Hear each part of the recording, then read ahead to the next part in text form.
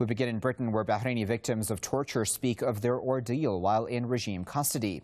The Persian Gulf monarchy has been the scene of anti-government protests over the past few years. Press TV's Nargis Balaghi went to meet them and later filed this report. 66 They call it the kingdom of torture. Each one a victim at the hands of the Bahraini monarchy. Each came to give their testimony. Like human rights lawyer Mohammed Al-Tajir, who faced 2 months of interrogation and torture, but remains determined and defiant. Honestly, I don't like to speak as a victim, because victims are everywhere in Bahrain. Thousands. No single family in Bahrain who did not have prisoners who can talk about his experience. But for me, I always look to that experience, which is a part of the history.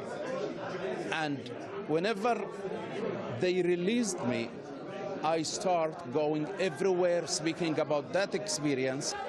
Prominent human rights activist Nabil Rajab was only released from a Bahraini jail last month.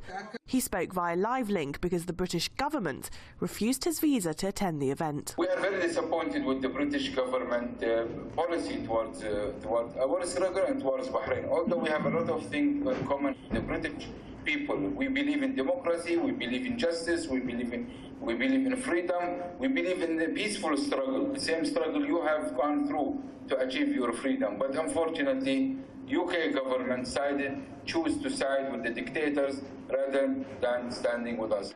When mass protests kicked off in February 2011, most politicians and media outlets turned a blind eye. But over time, the persistent campaign to overthrow the Al Khalifa monarchy has gained traction, making it harder for countries like Britain to continue their close ties with the regime. Perhaps we're beginning to see a change of attitude and an acceptance that the testimonies that are being received all the time are factual and need to be properly addressed by Bahrain's allies, not simply a slap on the wrist. The testimonies of these torture victims is hard listening, but more and more people are hearing their story. That's making it more difficult for the British government and the Bahraini regime to ignore the persistent calls for change in the kingdom. Nargis Balaghi, Press TV, London.